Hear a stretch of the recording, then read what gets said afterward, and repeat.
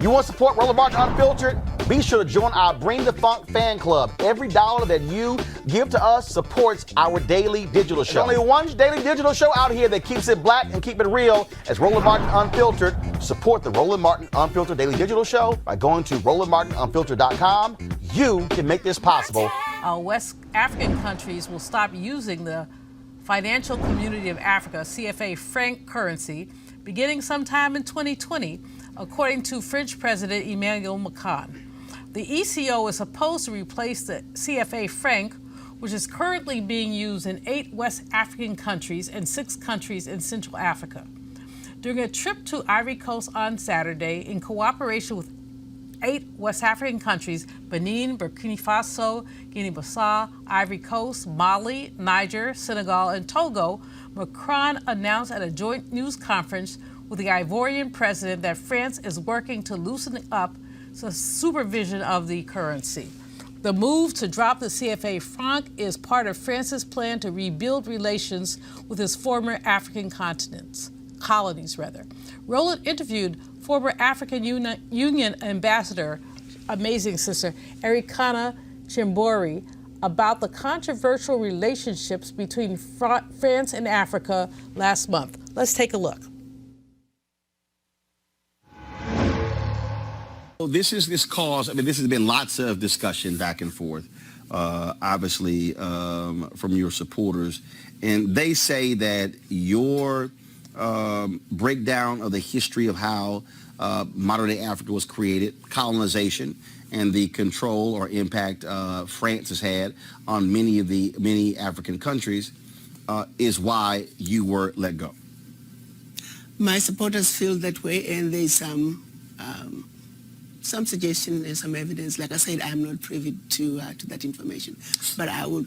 There is some evidence to that effect. Yes. So you believe that France is still trying to silence you? Do you believe that? Let me put it this way. Maybe I lasted longer than I probably would have based on my views on France. And it's not even my view. It's basically stating the facts in terms of what France is doing to Africa. What they're currently doing? What they're currently doing and have been doing for decades since the quote-unquote independence of the former French colonies, yes. So what is happening? Because look, the reality is a lot of Americans are not necessarily hearing about what's happening in African nations. 7 of the top 10 fastest growing economies come from Africa, but you also have a significant impact of the Chinese in many African countries as well. And so do you believe that the government of France still has a lot of control over a number of African nations, of their former colonies? They have significant control over all of their former colonies, specifically 14 of them. Just to give you the highlights of what they did when they were giving the independence, so to speak, to their former colonies, they forced them to sign a document which they are calling the Pact for the Continuation of Colonization. You have to understand, on one hand, they are saying we're giving you independence, which turned out to be mostly political independence, but that you also have to sign this document, which is titled the Pact for the Continuation of Colonization. So you're going to be independent, but you have to agree to continue to be colonized. So 2 countries said absolutely not. We are not going to sign those that document. Those 2 countries? Mali and Guinea. Okay. And what the French did, they went into those 2 countries, took everything that they thought they had brought to those 2 economies, poured concrete into the sewage pipes, and completely devastating the 2 economies. This was done as a way of letting the other countries know that if you do not sign this document, this is the fate that awaits you. How has that negatively impacted those African countries? It has impacted them terribly, terribly, terribly. If you look at it, you give up your, the Pact for the Continuation of Colonization said those countries were expected to deposit 85% of their bank reserves back then with the French Central Bank under the control of the French Minister of Finance. And should those countries wish to request some of those monies, because remember they were only left with 15% of their reserves. Then they would have to submit a financial statement for the country, and if approved, they could only access up to 20% of whatever they had deposited the year before as a loan at commercial interest rates. The only difference now is the 85% deposits have now been lowered down to maybe between 50 and 60%. But the countries are still forced and required to deposit their bank reserves with the French Central Bank. So picture this situation. You are depositing all your monies with France. Should you need some of your money, you get it as a loan at commercial interest rates. So immediately, you have a credit with France, but you begin to owe France. This has been going on and continues to this day.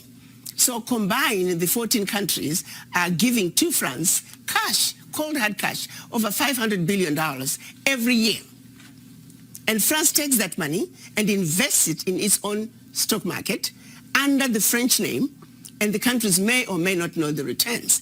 Currently, for every 14 billion that France takes out of Africa, by the time they finish investing it in the French stock market, they are realizing upwards of 300 billion.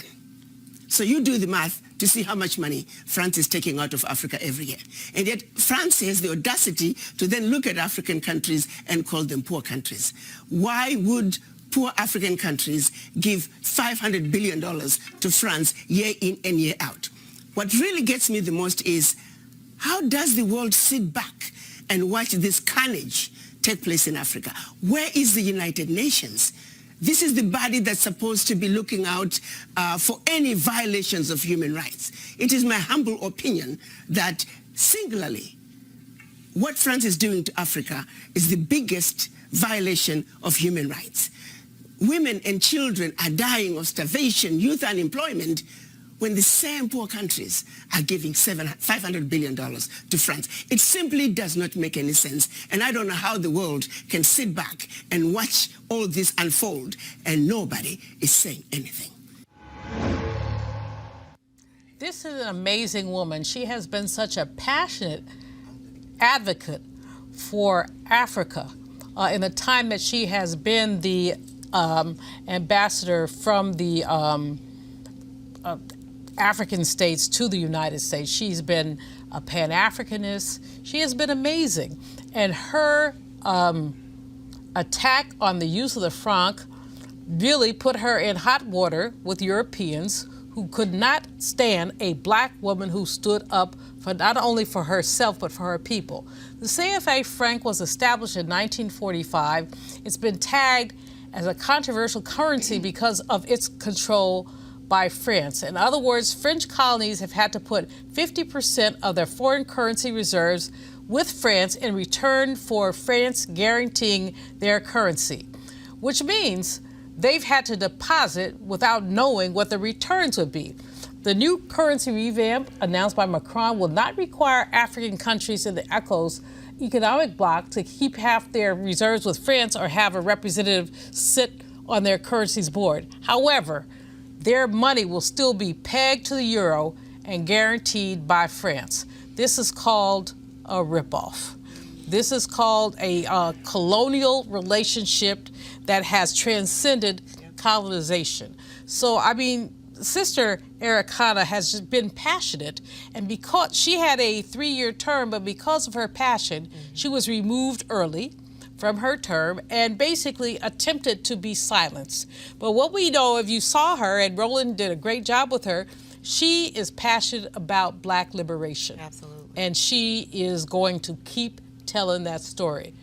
Erica, what do you think? Yeah, and Julie and I were having a really good discussion over here, and y'all over there whispering in my ear. Spirited discussion, and you know, out of that, to be quite honest with you, that in her interview that she did with Roland, the longer interview, she talks about that this is one of the number one human rights abuses in the world that is really not being talked about.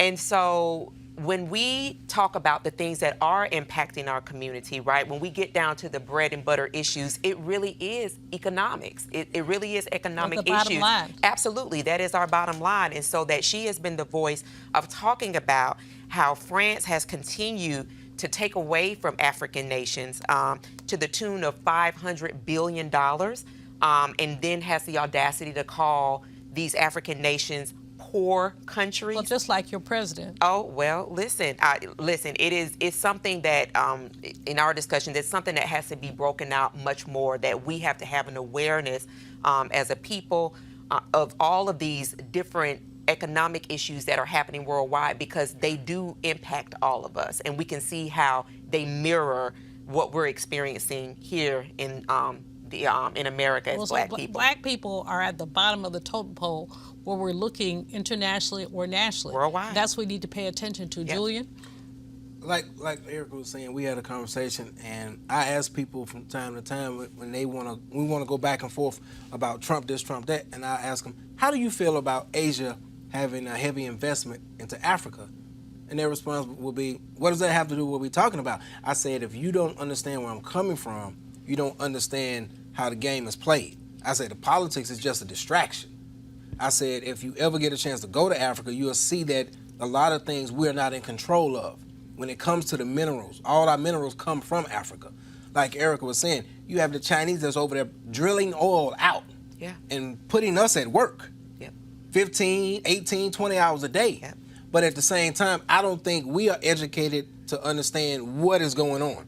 When it comes to our issues, you know, sometimes we have a tendency, we want to put our issues in other people's hands and say, hey, can you fix this for us?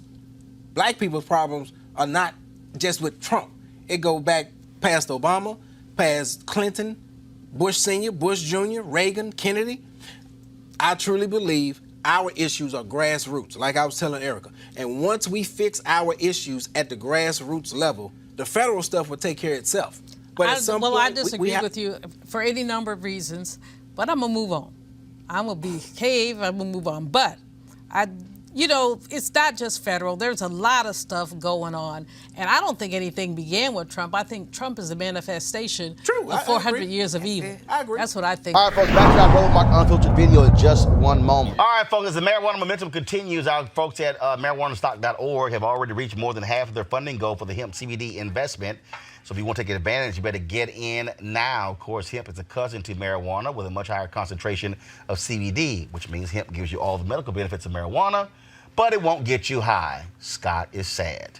Now, folks, if you don't know, hemp farming is now legal in the U.S., creating one of the largest commodities worldwide. It's an investment opportunity for you and the full folks at 420 Real Estate have a simple business model. They buy land that supports hemp CBD grow operations and lease it to licensed high-paying tenants, people like Chris. They are hemp CBD landlords, and you can get in on the action. Now, all you got to do is invest as little as $200. Monique, you got that. In the crowdfunding campaign, up to $10,000. Amisha, some of that Sinclair money.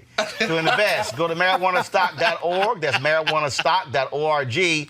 Get in the game and get in the game now. Now back to your Roland Martin Unfiltered video.